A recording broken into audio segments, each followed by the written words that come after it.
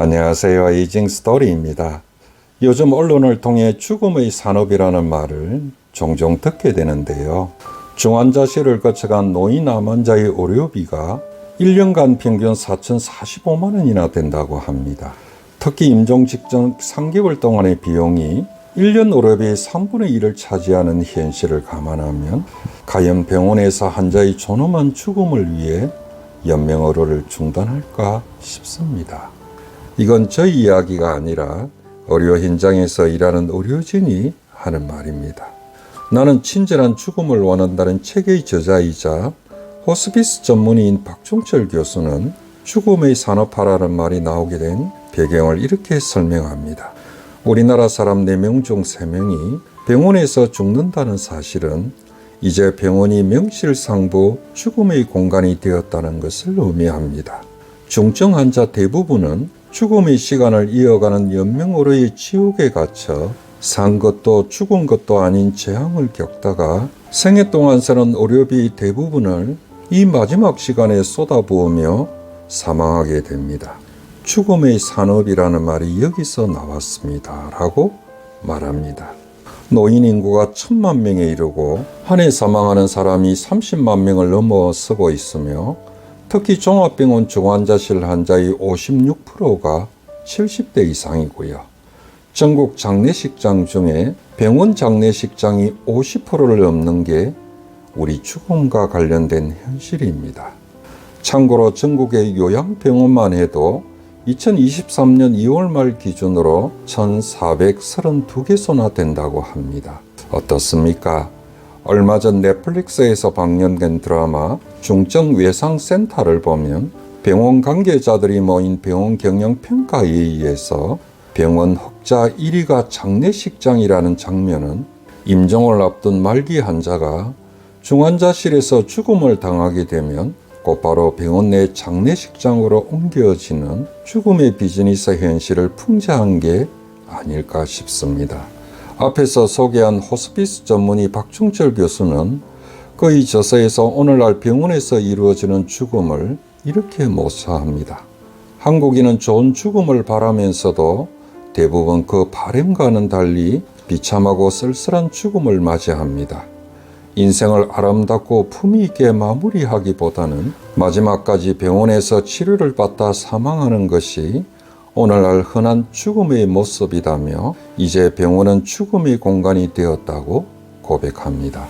그렇다면 박 교수의 말처럼 우리는 무엇 때문에 마지막 순간까지도 무의미한 연명치료에 연연하다 비참하고 쓸쓸한 죽음을 당하는 것일까요? 죽음을 배우는 시간이라는 책의 저자이자 한림대 의대 교수인 김혜나 교수는 현대의학이 노화와 죽음을 치료해야 될 질병처럼 호도하면서 죽음을 덜 준비하게 되었다며 현대의학에도 그 책임이 있음을 지적하고 있습니다. 한편 서울대병원 가정의학과 윤용호 교수는 우리나라 사람들은 임종을 지키려는 의지는 강한 반면에 환자가 고통스럽게 죽음을 당하는 그 순간까지도 치료 행위를 이어가는 것이 자식의 의료진의 도리로 인식하는 문화도 무의미한 연명의료에 연연하는 이유가 되고 있다고 지적합니다. 이처럼 병원이 죽음의 공간이 되고 죽음이 산업이 된 현실에서 병원이나 가족이 임종을 앞둔 말기 환자의 연명의료를 중단할 수 있을까요? 기대할 수는 없을 것 같습니다. 결국 내 죽음은 내가 결정한다는 태도가 필요하지 않나 싶은데요. 그렇다면 우리는 죽음에 대비해 무엇을 어떻게 준비해야 할까요? 서울대 의대에서 말기 환자와 가족 4,176명을 대상으로 좋은 죽음에 대해 설문조사를 했는데요. 가족에게 부담을 주지 않는 죽음이 좋은 죽음이라는 응답이 가장 많았다고 합니다. 그리고 지난달 한국보건사회연구원이 성인 1,021명을 대상으로 죽음에 대한 인식 등을 조사했는데요. 응답자 10명 중 9명은 무의미한 연명치료에 반대한다고 응답했고요. 10명 중 8명은 의사조력 존엄사 합법화에 찬성한다고 응답했습니다. 그렇다면 현실은 어떨까요? 다시 말해 가족에게 부담을 주지 않고 무의미한 연명치료에 반대한다는 이런 생각을 행동으로 실천하기 위해 어떤 준비를 하고 있을까요?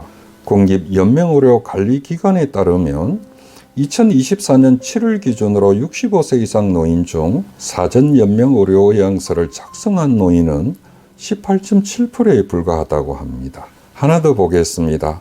보건복지부가 65세 이상 노인 1097명을 대상으로 조사해 발표한 노인 실태조사 자료에 따르면 죽음에 대비해 무엇을 준비하는가란 질문에 79.6%가 소위나 묘지, 상조의 가입 등 장례 관련 준비라고 응답했고요. 환자의 자기결정권과 관련된 준비는 27.4%에 불과했는데요. 유서 작성이 4.2%, 상속처리 논의가 12.4%, 사전연명의료 의향서 작성이 4.7%, 장기기증 서약이 3.4% 등이었습니다. 어떻습니까?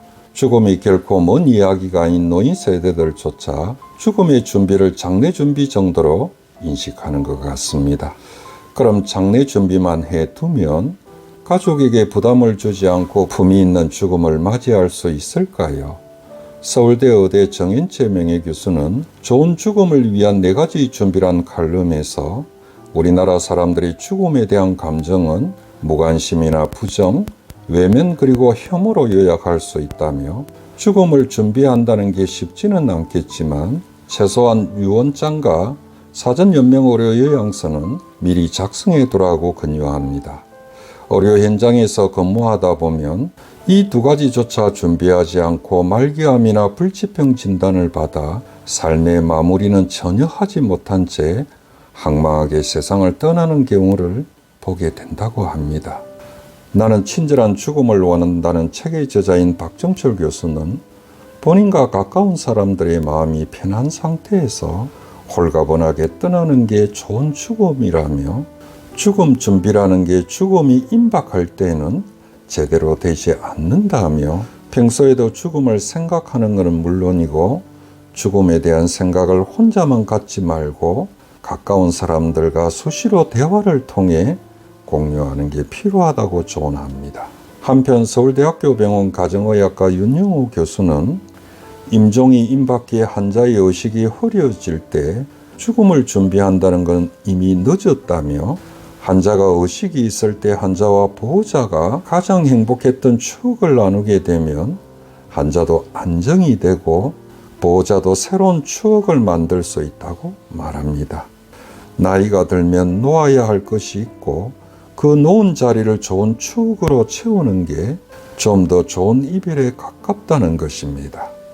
오늘 영상은 한 인터넷 매체 칼럼에 실린 죽음을 준비하는 7가지 방법에 대해 간단히만 소개하고 마무리할까 합니다. 첫째는 가족에게 남기고 싶은 말을 유언장으로 작성하는 것입니다. 둘째는 가족 간의 어려움이 될 수도 있는 상속 재산을 정리해 두는 것입니다. 셋째는 자신의 연명의료 중단 결정 의사를 사전에 밝히는 사전연명의료 의향서를 작성해 두는 것입니다. 그리고 넷째는 자신의 시신이나 장기를 기증할 의사가 있는 경우 장기 기증 희망 등록 신청서를 작성해 두는 것이고요. 다섯째는 장례에 대해 필요한 내용이 있으면 구체적으로 명기해 두는 것입니다. 그리고 여섯째는 자신의 SNS 계정이 있으면 정리해 둘 사람을 지정해 두는 것이고요. 7번째는 반려동물이 있는 경우 대신 맡아서 키워줄 사람을 지정해 두는 것입니다. 오늘 영상을 통해 우리가 나이가 들어가며 죽음을 어떻게 받아들이고 좋은 죽음에 대비해 무엇을 어떻게 준비해야 할지 한번 좀 생각해 보는 시간이 되기를 바라봅니다. 오늘도 시청해 주셔서 감사합니다.